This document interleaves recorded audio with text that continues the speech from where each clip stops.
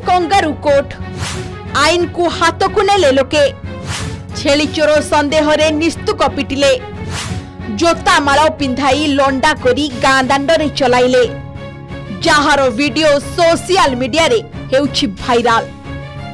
दर्शक बंधु छेली चोर संदेह रे गाँ दांडरे बसिला कंगारू कोर्ट।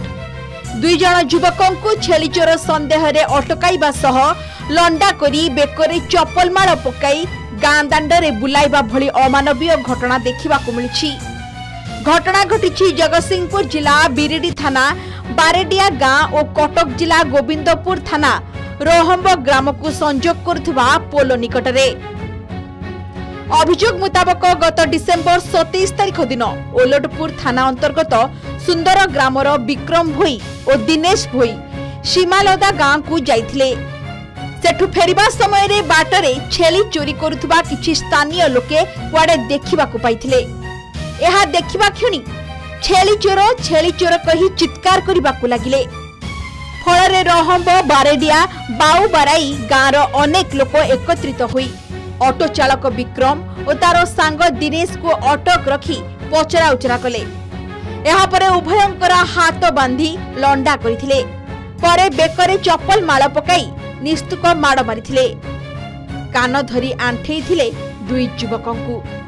परवर्ती समय रे गोविंदपुर पुलिस सहायता रे उभय युवकों को उद्धार करा जिबा सहित गोविंदपुर थाना रे एक मामला रुजु करा जायथिला। परे गत 1 तारिख दिन पीड़ित विक्रम भोईंकर बापा युधिष्ठिर भोई बिरिडी थाना रे एने एक लिखित अभियोग करथिले जहाको भित्ति करी बिरिडी पुलिस गतकाली एही घटना रे 4 जन को गिरफ्त करबा सहित तदंत आरंभ करिछि। बाकी किछि लोक फेरार अछंती। तेबे एभली अमानवीय कांड घटाइथिबा ग्रामवासी विरोध रे दृढ़ कार्यानुष्ठान ग्रहण कराजिबो बोली कहिसंती जगतसिंहपुर जिला पुलिस एसपी।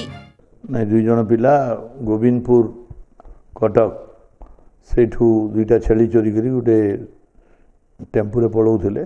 सेठी पछाड़ू लोक गोविंदपुर पटू तांकू गोड़ेकी आसिले आ सेठी बारेडिया जगार अटकईले।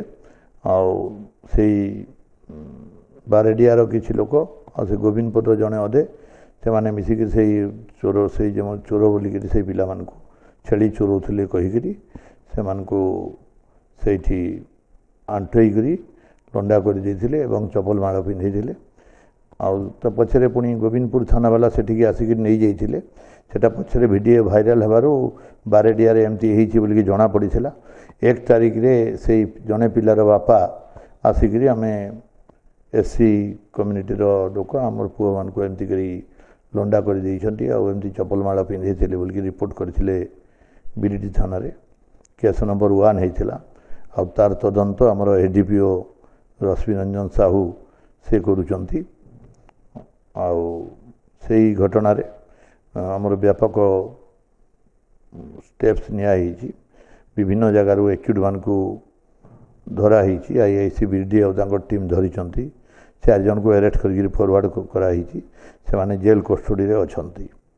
और बाकी माने मध्य ए घटना रे आहुरी जो माने संपृक्ति अछि से माने मध्य अति शीघ्र गिरफ हेबे। कंगारू कोर्ट रो निष्ठुर निष्पत्ति केतेबेले काहार जीवन नेउछि तो पुणी केतेबेले काहाकू लंडा करी लज्जित करूछि। तेबे पुणी कंगारू कोर्ट रो शिकार हेले एही दुई युवक। सतरे जदि मनीष पाखरे मनीष पणिया टिकिए न रुहे बंची थाउ थाउ से सबु को हजाई बसे ताहेले ए समाज रो अवस्था कोन हेबो ताहा न कहिबा भलो। जगतसिंहपुर शुभंकर जेना रिपोर्ट कलिंग टीवी।